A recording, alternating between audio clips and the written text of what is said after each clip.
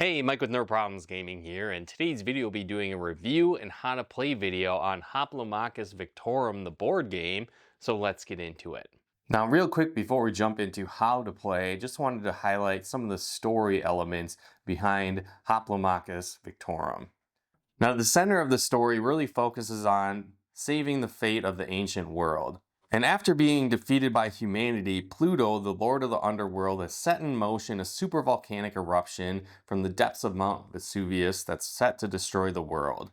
And you'll need to go on a quest to stave off annihilation by besting Pluto and his 7 scions in combat.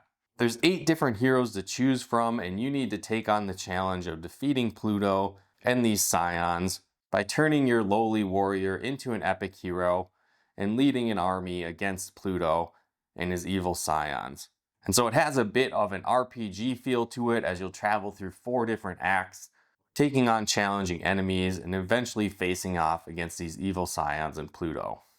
And as you progress through the story, you'll be powering up your character, building an army, and taking on different challenging events all over the world. And so again, that's the general plot of the game. And so with that said, let's jump into a bit more on how you play so you have a better understanding on how everything works, and then I'll jump into my review after that. Now, first and foremost, this is a very complex game, so I definitely won't be diving into every single rule, but more so wanted to go through kind of a general overview of how the game functions so you have a better idea on how things work.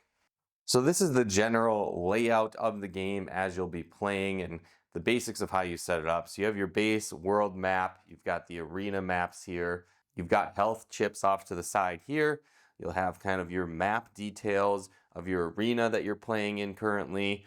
You can set off the scion chips over here, some different banes, create a bane stack as well, and then typically this specific bane will be for the scion you're challenging. You've got tactics chips over here. I've got some different icons depending on the sporting events you might be in here as well. These are different arena chips in this stack. Then when you set up this back area, how this process works is you can set out some of the common dice you'll be using here. You'll also set up the different units based on their locations on this board. They're actually arranged in the order that you see here on the map.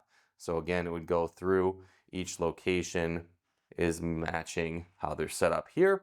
You've got your event cards.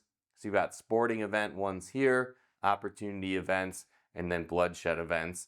And then to start off the game, you're going to want to decide which ultimate scion you're going to face at the end of the game. This is the recommended beginning one. So you'll have this off to the side. You also need to choose which hero you want to play as. So I'll be playing as Kraken Lance. He's really the recommended beginning character that they suggest for you. And then you need to fill out your hero card.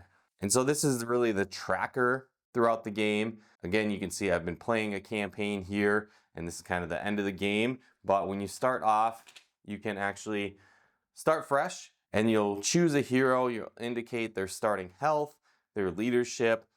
You start off with blessings depending on how difficult you're playing the game under. You'll also indicate what dice you're starting with, your class of character, and then your movement as well as your attack range. And so again, look through the booklet to find which hero you're going to play as, and then you'll fill out this info accordingly. Again, you'll want to choose which scion you're facing off against, place that there, and then you can randomly choose 3 of the primuses that will kind of be your boss fights throughout the game. So let's say you've randomly chosen those 3, you can just simply set them up here. So you have an idea of what primuses might be coming in the future. And the rest you can just set outside the game.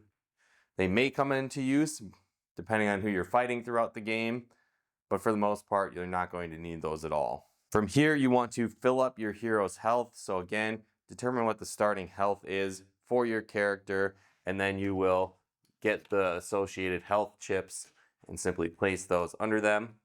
And so again, choose what difficulty level you're playing on. After that, you want to choose your hero prowess. And so you'll go through this stack of hero prowess cards, so specific to your hero. So these are really a variety of unique powers your hero might have. to start the game. And when you start off, depending on your difficulty level, will determine how many you get. So if you're playing on the chosen option, which is kind of like the easy mode, you can start with 3 of these to start the game. And you can simply place these off to the side in this hero prowess section over here. And then you can leave these other hero prowess cards off to the side, as you can eventually earn more of those throughout the game. Now also, you'll look to the hero details section in the back of the book for your specific hero, and it also lists out what units come with you at the start of the game, as well as what initial tactics you'll start with in the game.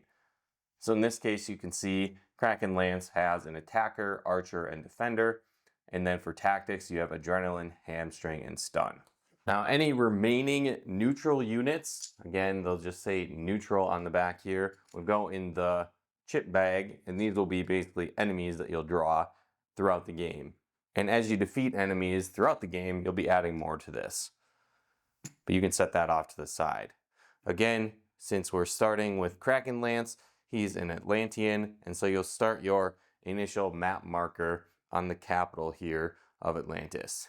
Now you can see the game is made up of 4 different acts, and each one of these is broken down into 12 weeks. And so basically each turn you'll be able to take different actions, taking on various events, and these will knock off weeks and have typically some type of arena battle combat or sporting event taking place. And then if you win that event, you'll gain awards. If you fail, you'll get punishments for your heroes. And when you win, typically you'll be recruiting new units or increasing your abilities, like upgrading dice, adding more health, or adding more leadership, or recruiting enemy units to fill out your camp. And so at the start of every turn, you're really faced with a choice of where you want to move your unit on the board. And so again, depending where you're at, you'll see dotted lines indicating where you can move from that location. So in this case, starting from the capital, I really only have 2 choices.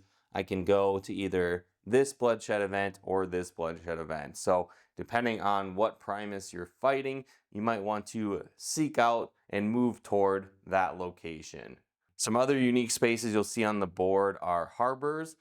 Typically, if you're moving through those, you just move right through them. However, if you wanted to move on to one, you can actually transport to a different harbor. It'll just cost you 1 week's worth of time. So use that accordingly if you need to make great distances across the board. And so again, depending on what you choose, you could move to that space. Let's say we just do this bloodshed event. Now I can look at this top bloodshed card, and that's what's going to apply to the event where I'm fighting at. So again, it will happen in the arena. So when you're at your arena, you'll need to look at the arena card. And these arena cards give you specific information about the arena, the setup, strengths and weaknesses, and how enemies will act on those specific arena tiles. And so you can see at the bottom here, this is really the priority order of how enemies function. So if you were playing a capture the flag event, they would head towards trying to attack that flag holder. On this Atlantean map, there's a special trident chip that will be around the board. So they might go for that as the next priority if no one's holding a flag or it's not a capture the flag event. From there, they'll go towards the opponent with a trident or the furthest opponent. And if they're highlighted in black, that just means who they will try and attack versus just moving towards them. Now again, each arena is different and they have a different layout. You can see here on the arena board, there's skulls with crowns. This is where enemies will spawn. And then there's basically helmets here that indicate where your hero team will spawn. Now, when you land on a space, you have the option to challenge that event, or you could potentially spectate as well. Spectating does not cost a week's worth of time, but it does give you both positive and negative effects. So you potentially could use it as a means to travel further around the board, and it also heals your hero to full life, but there are some negative consequences. So depending on the act, you'll need to mark off an X on each one of these Scion influence spaces, depending on the act you're in. So for example, if I spectated in Act 1, I would make 1x. If I did Act 2, I would have to do 2x's, and so on. Now you'll see these spots with the little skull on them. If you X out one of those, you have to add a bane to the supply. And so again, banes are negative effects, so you could add these to your supply. Some of them will say bag, meaning you'll place this inside the chip bag. Others could be a camp bane, and so you have to pay attention to that and see where they go. But banes are bad. They always have some kind of negative consequence, and they usually will make the end fight of the game much harder the more that you have. So if you're not spectating, you're going to do the event of which the icon you're on. So in this case, we'd be going through a bloodshed event. Now when you look at the bloodshed event, you can see what enemy heroes are brought into play and then what your roster can consist of. There's also typically some type of special scenario going on with this as well. So in this case, you would take one local unit because it's an L, and then this special instance, it says you add the number of bag units at the end of the rival lineup equal to the number of different factions in your troop. So when we look at our troop, factions are just simply the different colors. So in this case, I've got two factions here, blue and then the neutral color here. So I would add one local unit. Again, since I'm in Atlantis here, it would be one of the blue Atlantis units. And then I would draw two other units from the bag since I have two factions. And again, this is just random. So you draw two units from the bag and it would be like so. Now there's different types of events, as I've mentioned. You've got the bloodshed events or sporting events. Bloodshed events are considered lethal, so if any of your units die in that event, they would be removed from your team and end up in the draw bag here. But sporting events are not lethal, so if anybody happened to die during that event, they wouldn't be permanently dead. They would just be out of that event until the event finishes. Now, if your hero died, you'd have to activate one of these blessings and cross them out. Your hero would restore their health to full, but again, you only have so many of these throughout the game. And typically, if you have leftover ones at the end, they can give you extra benefits in the final boss fight of the game. So ideally, you don't want to have your hero die, so you can avoid using those blessings. Now, another thing to note, if you're playing any type of sporting event, there's typically one unique enemy unit that is favored above all else. And so what this means is you would just place this chip in their stack. Now what this chip does is it means that you shouldn't kill this hero, as they're basically the champion for that local area. And if you are to kill them, there's negative consequences where it actually reduces your hero life points down to 1, no matter how full on life you are. So it's best to avoid killing these special characters. But again, we're doing a combat event in this first scenario, so that is not a thing. We don't have to worry about that. And when it moves to combat, there's really several phases that you'll go through. So to start off, there's the rival phase where they have a turn, and then it will move to your phase where your players will have a turn. So you can see here, this is the combat turn sequence. So you'd start by scoring points, deploying, tactic placement, movement, abilities, and then engaging.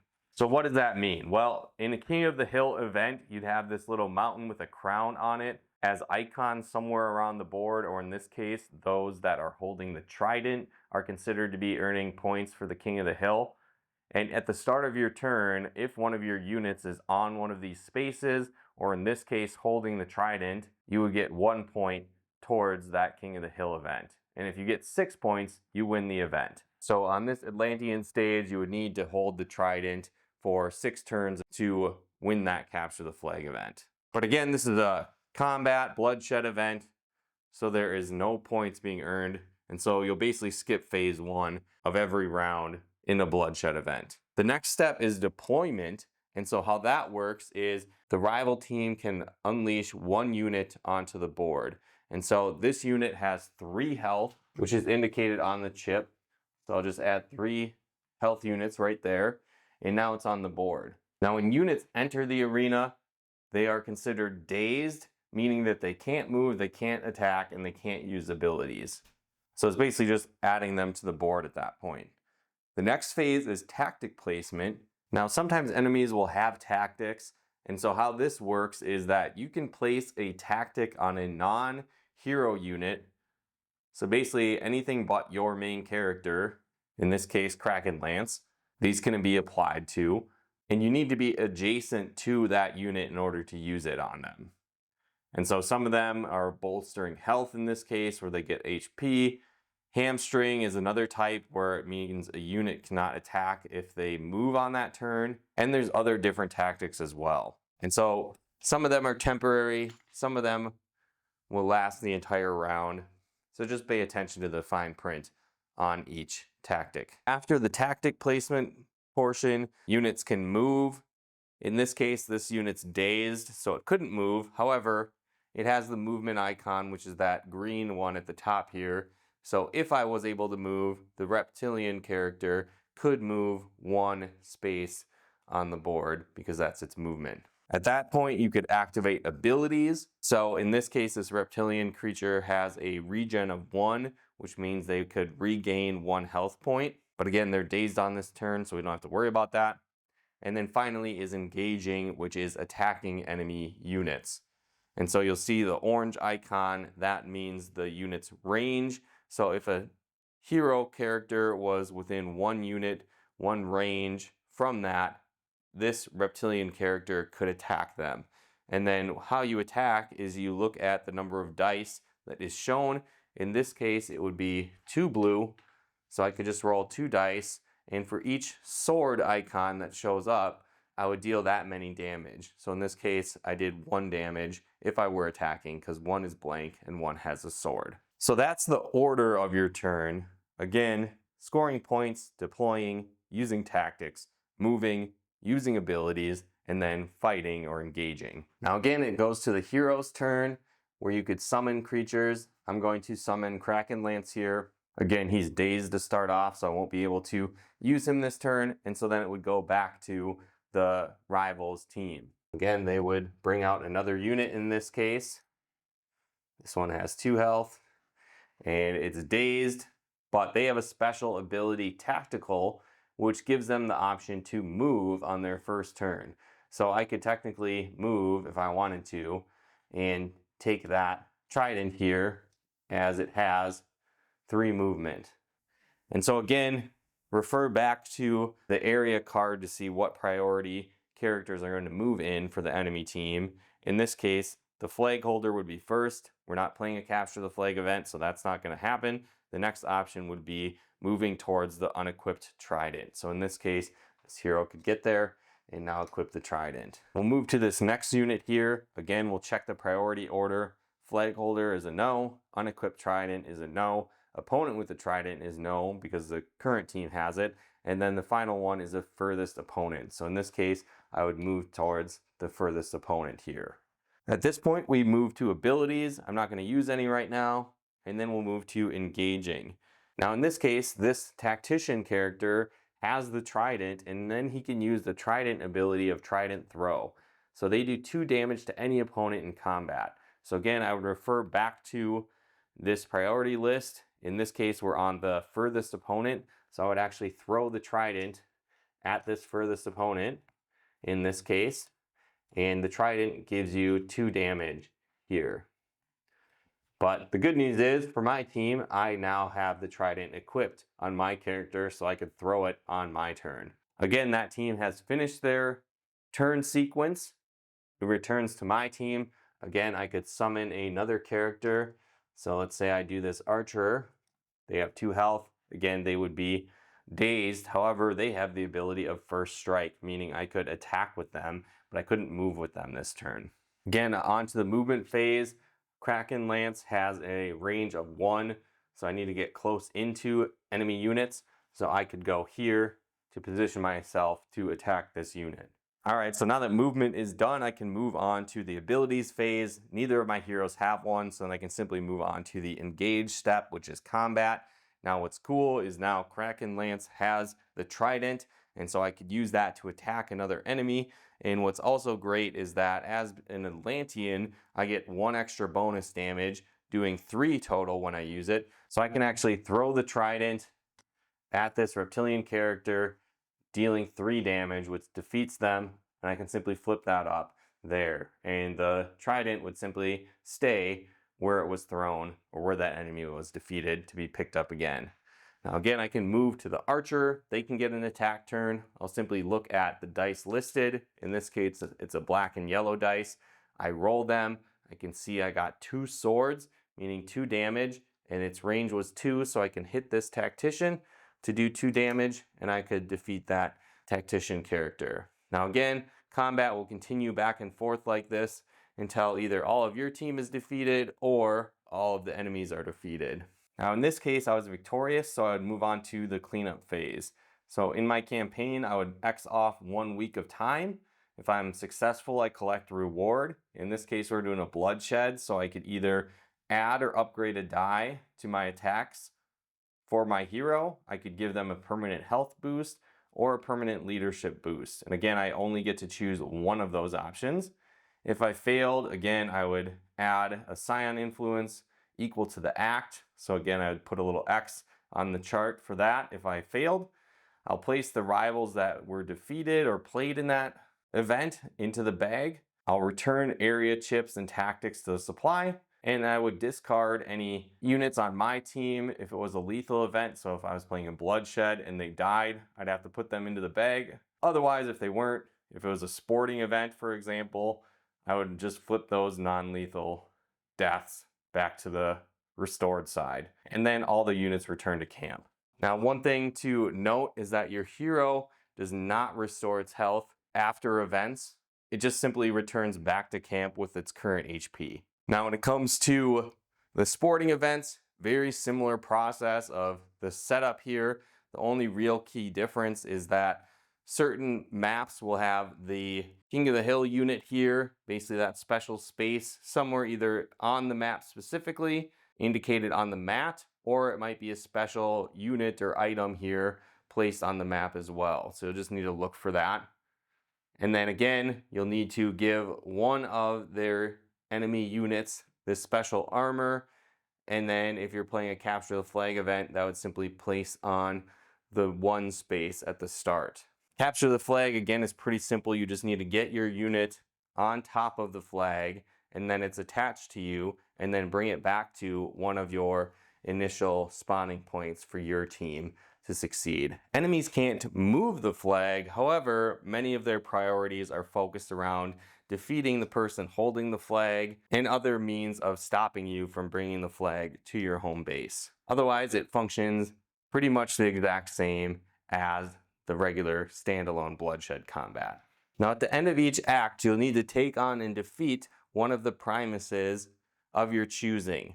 And so how you do that, you need to be on the specific map location for one of these primuses. So in this case, we've got the Amazon one here. So I need to be on this Amazon map and then place my marker on the Amazon capital in this case. So each area has their own capital unit, and you can only go there if you're going to take on the Primus fight. So typically you'll want to wait as long as possible to do that, and indicated by this 12th week here is ideally when you want to take that on. But if you feel like you're prepared, you can certainly do it earlier. As you can see in some of these acts, I actually did that sooner than waiting until the final week. Now, another big difference with the Primus fights is that you won't use a card as listed there. Instead, you'll need to go into the rule book and look up the specific act that you're playing in. So you can see here, it lists out the Primuses, what their health total will be, how many units that team can bring to the challenge, how many you can bring. And then there's also special rules in terms of when you actually win and the rewards that you get. So if you have the combat rewards, just simply refer to the rulebook here on Primus event rewards if you win. Similar to this, when you make it to the final Act 4 and you want to take on the Scion, you'll need to place your unit icon here in the capital of the Vesuvians map. And so instead of, again, doing your normal setup by following a card or event, you'll instead set up for the Scion event. And to do so, you'll need to follow the details here on the Scion card, and this will indicate the process. So you can see here on the left side, it says setup, so it'll talk you through how to set up for this event.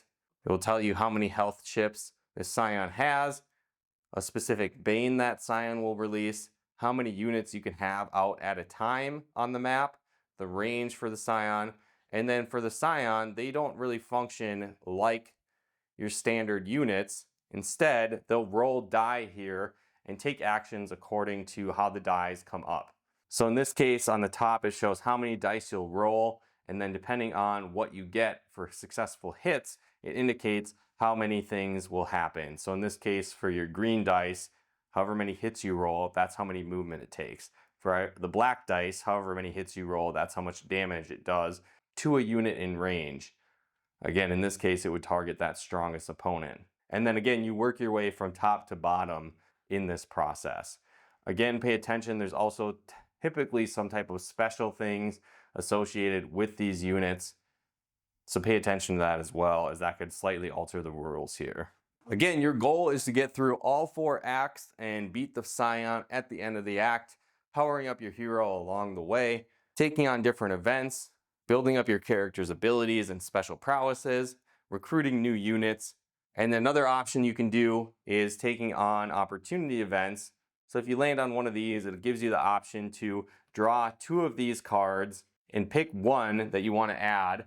And these are just like side quests, so little special options you could complete, and if you do so, you get the reward listed on these cards. So just another cool way to power up your hero throughout the campaign. But as I said, there's definitely a lot more rules that go into it, but that's really the general idea on how you play. So with that said, let's jump into my review.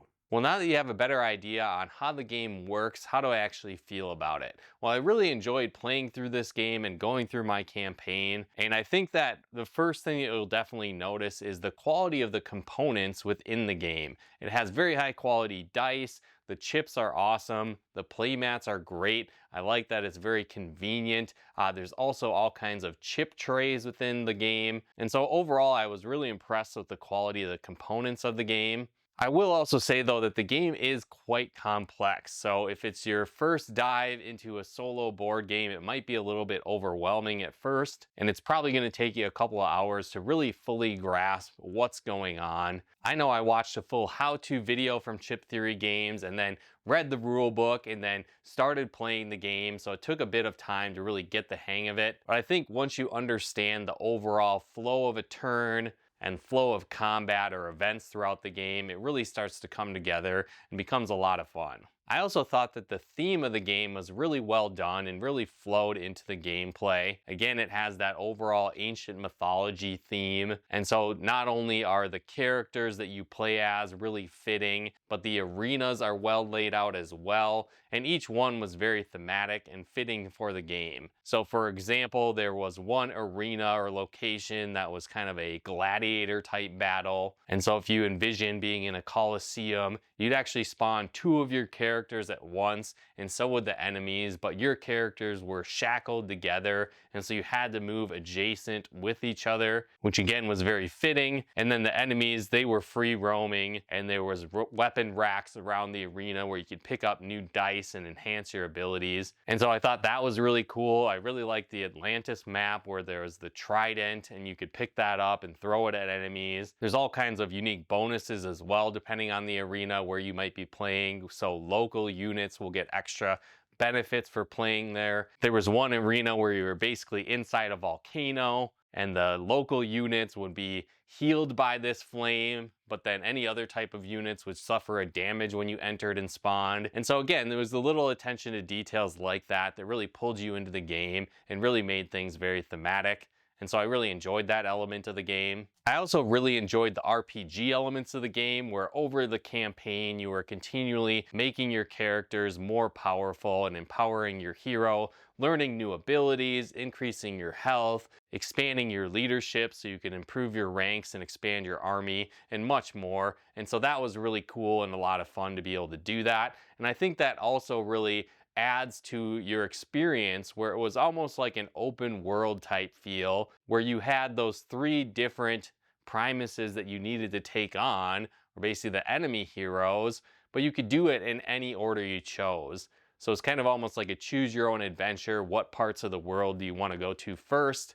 What enemies do you want to take on? And again, a lot of times there is multiple branching paths that you could go on, and that would lead to different events you might encounter. And again, after these events, depending on the rewards and if you've succeeded, you also had those various options of how you wanted to upgrade your hero or potentially build out your team depending on what event type you were going for. And so I really like that aspect. It gave you a lot of options and a lot of different strategies of how you could win. And I think this really ties into the replayability of the game as well, and it almost feels endless. I could even see multiple playthroughs with the same hero and the same scion that you're challenging could be completely different, as the primuses are randomized, where you're going is different, the events you encounter are different, how you build your character could be different, and much more. So not only does that have a lot of replayability, but there's all the different hero types you could play the game as. You can choose different scions each time you're facing off against. There's multiple difficulty levels for the game and much more. So I think it has a great replay value, and the game can be quite challenging as well. So I played it on the easiest level and ended up dying in the final battle in my first campaign. And so it's not really just a piece of cake to walk through the game by any means. So you really need to strategize and improve your efforts every time you play through the game if you want to take on those harder challenges as well. And so I definitely think if you enjoyed the base game, you'll definitely be coming back for more again and again. But overall, if you're looking for a solid solo adventure with some RPG elements and an ancient mythology theme, I would definitely recommend checking out this game, as I had a lot of fun with it. And if you did want to pick up a copy of this game, I'll include a link in the description below where you can do so. But let me know your thoughts in the comments below. Have you played this game before? Have you played others like it? Are you going to pick this game up now that you've heard about it? Let me know your thoughts in the comments below. And if you like this video, be sure to hit that like button, as it really helps out the channel. And another really cool way you can help support the channel is we actually partnered with a company, Geek Crate, that puts together various bundles. So whether you like things like Harry Potter, Pokemon, Naruto, Marvel, and more, they've got different bundles for everything. They have a subscription service you can take advantage of, or buy just one-time bundle packs of various items. And so if you did want to check that out and help support the channel, head to nerdproblemsgaming.com/geekcrate, and you'll actually get 15% off your order and help support our channel at the same time. So if you want to take advantage of that cool discount, be sure to head there as well. And if you like videos like this on video games, board games, and everything nerdy, check out one of our other videos here. And if you haven't done so yet, be sure to subscribe and turn on the bell notifications to get the latest updates of new nerd videos we put out. But once again, thanks for tuning in, and we'll talk to you more soon.